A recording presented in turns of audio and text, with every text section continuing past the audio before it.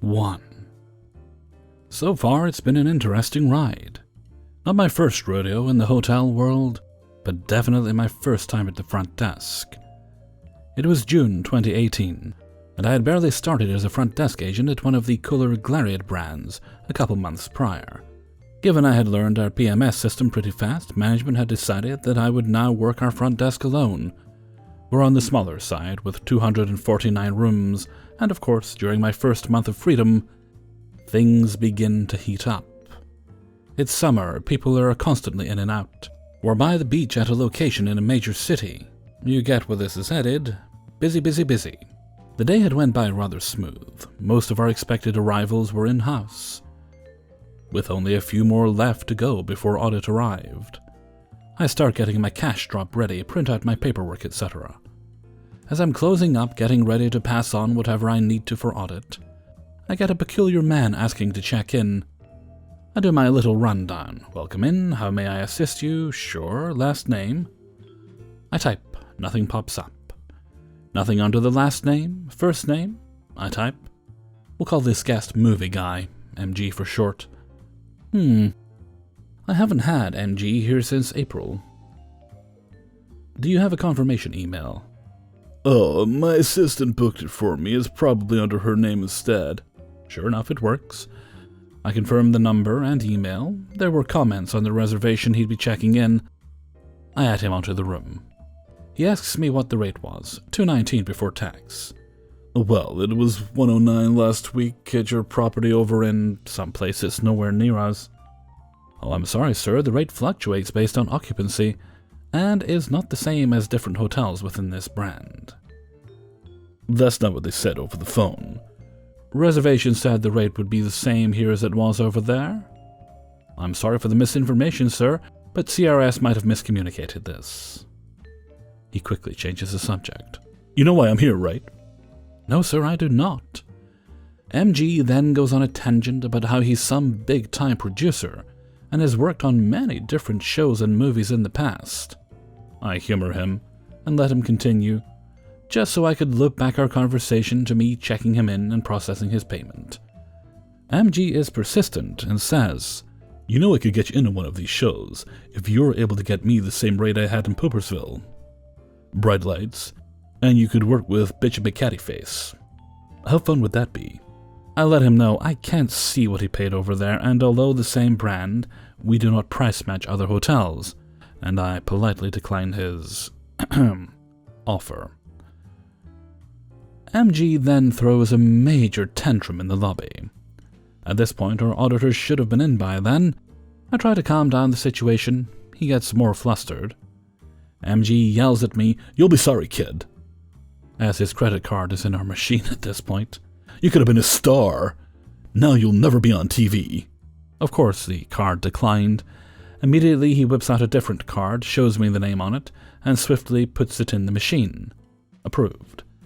Given he's trying to haggle down the room rate that was already low for this part of town, especially during summer, I began to have my doubts that he was a producer at all. Second, he had been the one to bring up being on TV, as I didn't, and still don't, have any passion to be in TV or movies. You'll be sorry. Ego won't get you nowhere. I ignore his comment and issue him his room key. Of course, my auditor is at the desk the minute I activate his keys. He storms off. I see him the next day as he purposely avoided eye contact with me. Possibly embarrassed at his behavior, or realized his made-up lie was horrible. I don't know. I was just happy I didn't have to deal with a second night of that. Fast forward to today, and now I'm a supervisor at this same hotel, with many more ridiculous, scary, and funny stories to tell. 2. Background. I work at a small B&B in a major city. We have 2 locations and specialize in honeymoons and anniversaries. Think the episode of The Simpsons where Homer and Marge stay in a hotel to try and save their marriage, and end up in the utility room. So about 2 months ago, I'm at the front desk when I get a call that goes something like this. Hello, last chance in, how may I help you? Hi, we stayed there a few nights ago and I think we left a dress and a pair of pants and a shirt in the closet. Did anyone see them? Hang on, I'll look into it. The housekeeping manager walks by. Hey, did you see a dress and pants in room 25 the other day? Yeah, I know where they are. I'll go get them. Yeah, my housekeeper says she saw it. She'll go get it. Okay, we'll be there this evening to pick them up. Thank you.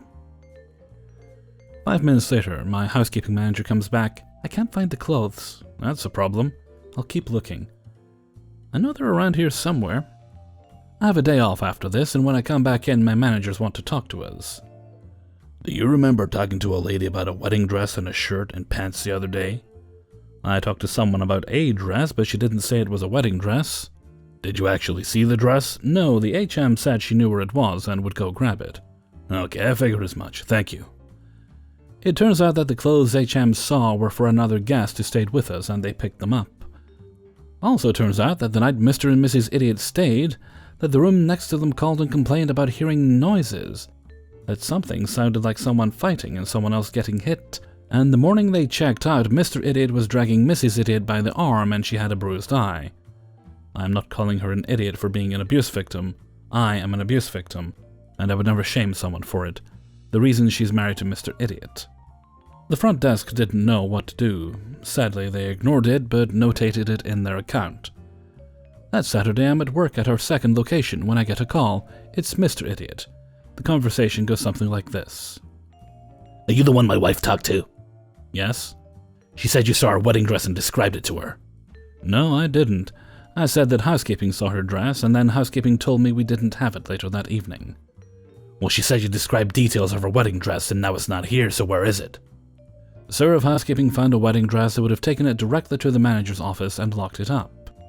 We didn't see a dress, much less a wedding dress, or any clothes when we went into the room. Your wife didn't even say it was a wedding dress. Well, then your housekeeping must have stolen it. I need you to get it back because it's rented, and it was really more of a sundress anyway. Sir, nobody would steal a wedding dress and risk losing a secure job. A $500 wedding dress? Yes, sir. Resale value would maybe net them $50. Nobody would risk losing their job over $50. We'll see. Bye.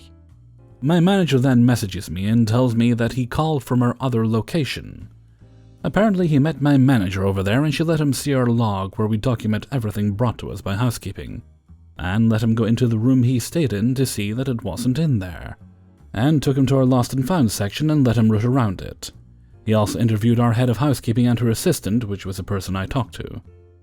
They explained that the only people allowed into the room after a guest left were the housekeepers, and that they brought everything they found to the front desk. They also explained to him that the clothes originally thought to be his belonged to another guest. Then things got worse. Mr. Idiot told the manager to give him the information for the guests who left their clothes and had them returned. My manager said that she wouldn't do it under any circumstance. He threatened that he would call the police and report the dress stolen if he didn't. When she refused, he called me again. I need the contact information of the people who took the clothes. Absolutely not. I'll call the police then and have you reported. Do it, because I can go to jail for giving you their private information as well as get fired, and you're not worth me losing my freedom or my job. Okay, bye. I figured that was the end of it, since most people who say they're going to call the police are just trying to make threats. That night, though, I get a call at home from a detective asking me to tell him the story. I tell him everything, minus the abuse allegation, since I didn't witness it, and he sighs and tells me that it's the exact same story the rest of my co-workers told. I actually feel bad for the guy, since this was when the lockdowns were just kicking in, and there were probably more pressing problems he had to take care of. We didn't hear anything more about it, and it became a running joke that the housekeepers and I were running a stolen dress scam out of the back of the hotel. We even joked that I took the dress home to wear as a nightgown. For the record, I'm a mid-30s male. Fast forward to last night. One of our new employees was called by a woman who stayed with us a couple months ago, and left her reception dress with her husband's suit at the inn and wanted to know if we had it. She looked up the name, lo and behold, it's Mrs. Idiot. The new person looked and couldn't find it. Mrs. Idiot then called 5 more times last night looking for her dress, repeating the same thing and hanging up when the person told her we don't have the dress. I really wish that was the end of it, but I have a sneaking suspicion that there's more to come. 3. Our office is open limited hours at the moment, for the big obvious reason, and I opened up this morning to find in our inbox a reservation notification for a booking for tonight, at a barely break-even net rate via Botel Hads. Booking made at 1 a.m. and a follow-up email from the guest at 1:30 a.m. that basically demanded a full refund immediately because her partner had just had a seizure. She's taking him to a hospital. She's really stressed out that she can't reach anyone in the office, and even though she knows she chose a non-refundable booking, she wants her money back under the circumstances. Otherwise, she'll call the State Consumer Affairs Department to chase us to give her money back. Now, I was skeptical of the seizure story, and my normal inclination would be to tell her that non-refundable means non-refundable, and our normal cancellation policies are 24 or 72 hours notice required anyway, depending on rate. But something about this one just rang the alarm bells in my head.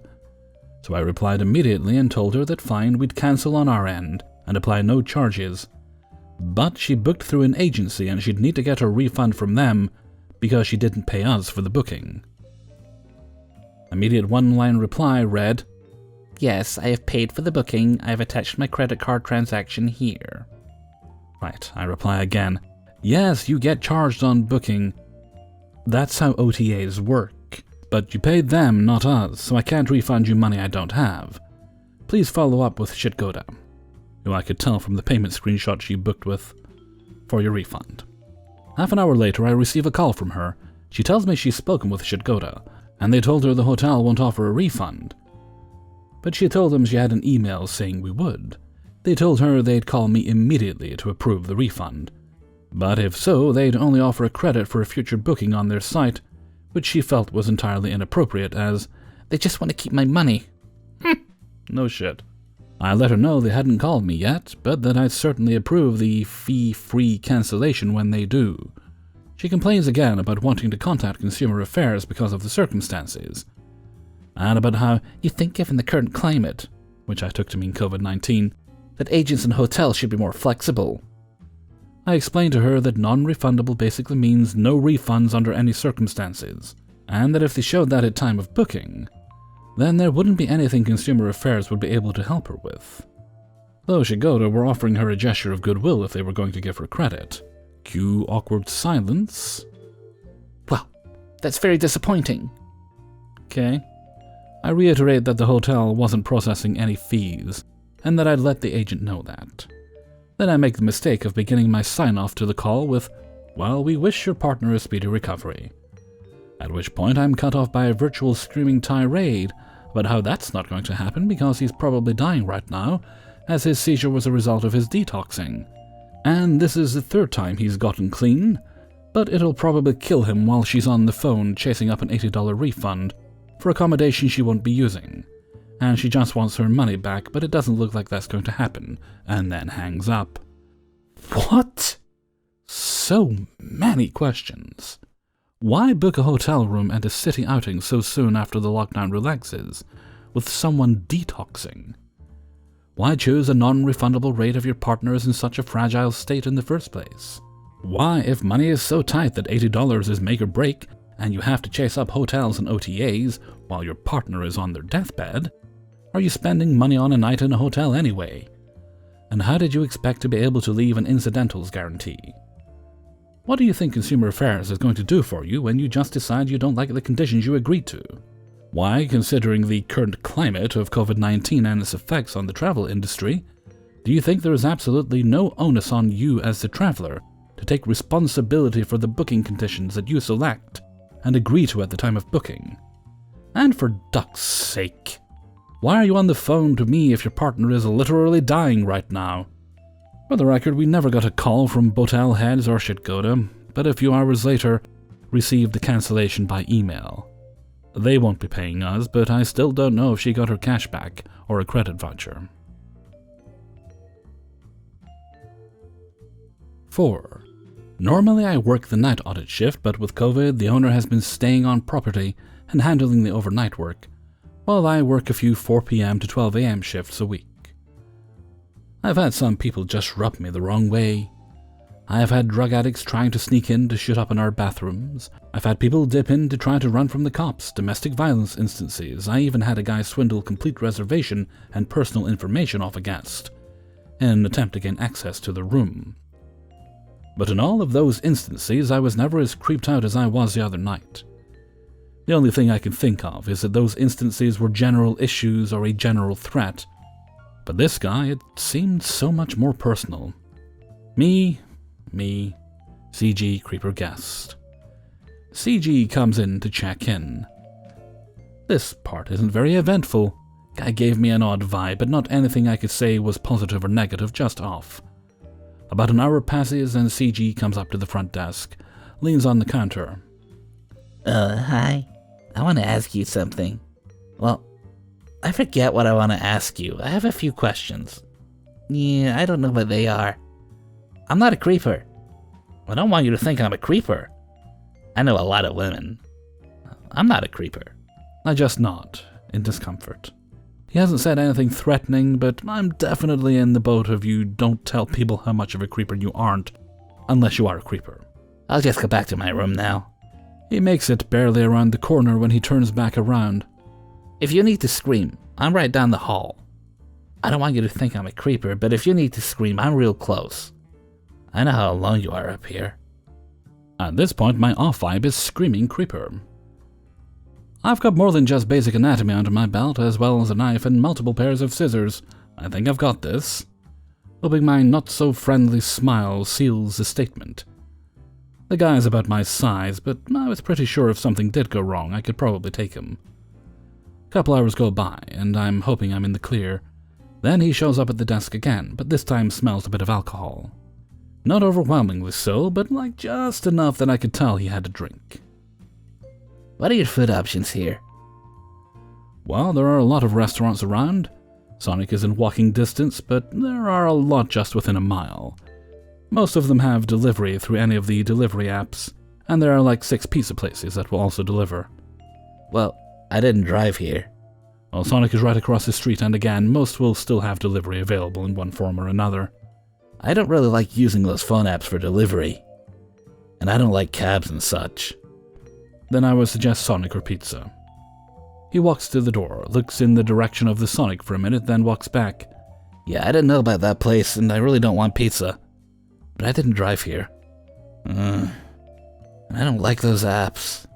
I started to get the distinct impression he was looking for a ride. A ride I wasn't going to be giving him. Outside of pizza, there isn't anything I can suggest. I have something I wanted to ask you, still. I'm not a creeper or anything. I got family your age. Wouldn't do anything to them. Well, I don't know what to ask. I'm gonna go back to my room, I guess, if there isn't anything you can suggest about food. Remember, if you need to scream. He points towards his room. At that point, I started a video call with a friend who lives around the corner from the hotel, and kept the closest eye on the first floor security cameras that I have ever kept, making sure I don't miss his movements. Guy would walk out of his room, look both ways down the hall. Sometimes he would pause for a bit, then go back in. I made sure to message the boss, who was right down another hall too. Wasn't taking any chances. Maybe I was wrong, but my gut didn't like anything about this guy. And after an incident where my gut feeling was more than correct, I tend to listen to that feeling. I made sure I was on a video call as I was leaving and kept my knife out but discreet. 5. So not long ago, there was a story about the infamous Agent Coahw. It is a pleasure to say that I was the other hotel's night auditor that our dear narrator was referring to. He called and announced that he had put in his recent encounter with Agent Coahw, to my delight, and I told him I would share a story of my own once his was out on YouTube. I actually worked at 2 different hotels, both as a night auditor. I thought I would have been rid of the typical weirdos that try to mooch off of whatever was available in the lobby, or the creeps that try to hit on me assuming I was much younger than I really am, considering that I would be working at a nicer establishment, whose demographic leaned more towards wine snobs or businessmen. Sadly, it looks like you can't get away from them no matter which hotel you're from. This took place back in late 2019, where social distancing was only an introvert's daydream. I was getting ready for the beginning of my shift. when in walks a sluggish man, with eyes more tired than mine, holding the typical homeless backpack, and dressed in layers upon layers of dirty, torn clothing. He comes up to the front desk, where I greet him with my usual, "Hi, how may I help you?" script. Hey, my wife is staying here. Can I have the key to the room? May I have the last name? Caldwell. Amy Caldwell. Coahw, why does that ring a bell? I type the name, only to find it's not in the system. Sir, looks like we don't have anyone under that last name. Could it be under another one? In cases like this, sometimes it's a couple here for business, and the reservation might be under their boss's name. Yeah, can you try? He gives me many different last names. All are not in the system. Now, I'm just trying to help the guy out. Sometimes the workers are tired or don't even know a lot about the company. I tried fishing for any business or company that the reservation could be under, because yes, the reservation could even be under the company name alone. He glances around the lobby, making sure that no one was around. He then leans in toward the counter. So, I'm part of the CIA? He proceeds with his spiel about working for whoever, and it must be kept a secret. Oh no, it's this guy! Fricking Agent Caldwell! How did I not recognize him? It's all coming back to me, oh God. Well, sir, if I can't find any of the names provided with the okay for you to acquire the keys, the best thing I could do is make a reservation for you, and with that, I would need to see your ID and credit card. He hands me a crumpled up driver's permit. Sure enough, it's the one and only. I don't have a car, can you just use someone else's? Yes, he really asked me to steal someone else's car to pay for his room. No, sir, I can't do that. That is very illegal. He just stares at me blankly. Oh, can I use your bathroom? Sure. AC proceeds to the bathroom. Now, to anyone walking that way, they may assume it's completely out of sight, what with the conference room completely blocking that section of the building. But with how the wall of windows are aligned on the opposite side of the lobby, I can see through the reflection of anyone going towards that side of the building. It's usually how I say if my coworker is there to relieve me, since that's also where the employee break room is. He's in the bathroom for around 10 minutes, which is far too long for me. I keep an eye on the reflection and finally see him leave the bathroom, only to turn right back around. Nope, he is not trying this with me. I already knew he was the only one in the bathroom, so I went down the hall and knocked on the door. He opens it looking surprised. Sir, I can't have you loitering if you don't have a reservation. I'm gonna have to ask you to leave. My friend didn't call you yet? No one has called me and you need to leave. Please, just let me call my friend. You know what? I'm pretty bored. Let's see if this goes anywhere. You have 5 more minutes to have your friend call me. Come down to the lobby, verify that he is standing there, and you have permission to have the key. But you have to do this at the front desk. We both return to the lobby. He sits down and starts messing with his phone. You might think he's clever, trying to look like he's scrolling, texting, whatever for his friend. What he doesn't realize is that I can see his screen from my angle, and he's just scrolling through photos. I know he's completely bullshitting me. And now I actually have work to do. Are you actually contacting your friend? Yes. What's his name? That's classified. Get out. He starts throwing a fit about how I'm being a bitch, not letting him go to see his wife, and blah blah blah. I finally threatened to call the police if he didn't leave immediately. In turn, he threatens to call the police on me. So I told him to go ahead, and then he called out my bluff on making the call, which I retorted by pulling out my phone and calling the non-emergency. He sees this and heads outside, to which I follow, knowing damn well he's not actually leaving. And just like the other night auditor, as soon as I mentioned his name, they knew exactly who I was talking about and sent the police. He was across the street by the time they got there, and I pointed the police to his direction, letting them know that I simply did not want him on our property, and to do whatever was necessary. After that, I didn't hear from him. Until the next night. I walk into work the next night, and who do I see as soon as I cross the threshold? Secret Agent Man himself, slumped over on our lobby couch, drooling. I head to the front desk. Hey, what the fuck is he doing here? Oh, his friend OD'd in our lobby. What? So I let him hang out. I stare in disbelief. He's not allowed in our property. Could you please get him out of here? He was the one that caused me problems last night. Co-worker steps towards AC and woke him up. It was much more relaxed with him as they both left the hotel. I asked our bartender how long Agent Coahw was in the lobby. He was here for 3 hours, and get this. He was caught many times wandering around the halls trying to get into the rooms. I can't even fathom what was going on in my co-worker's head. To think that it was okay to let a homeless man pass out in our lobby after trying to get into the rooms. This same co-worker has caused me other problems before.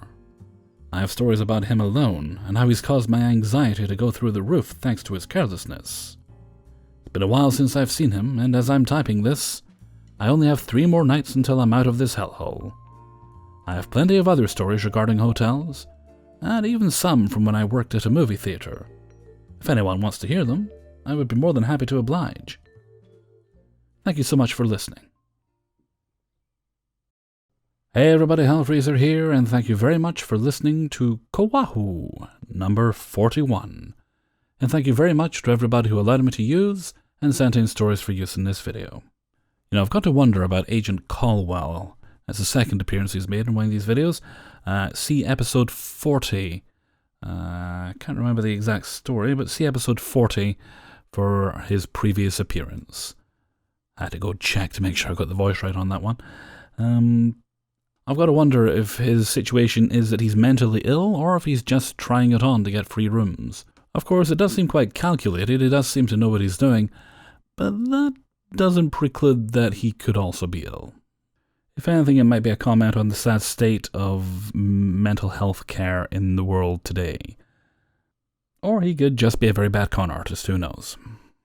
Okay, and with that I'm going to head off for now.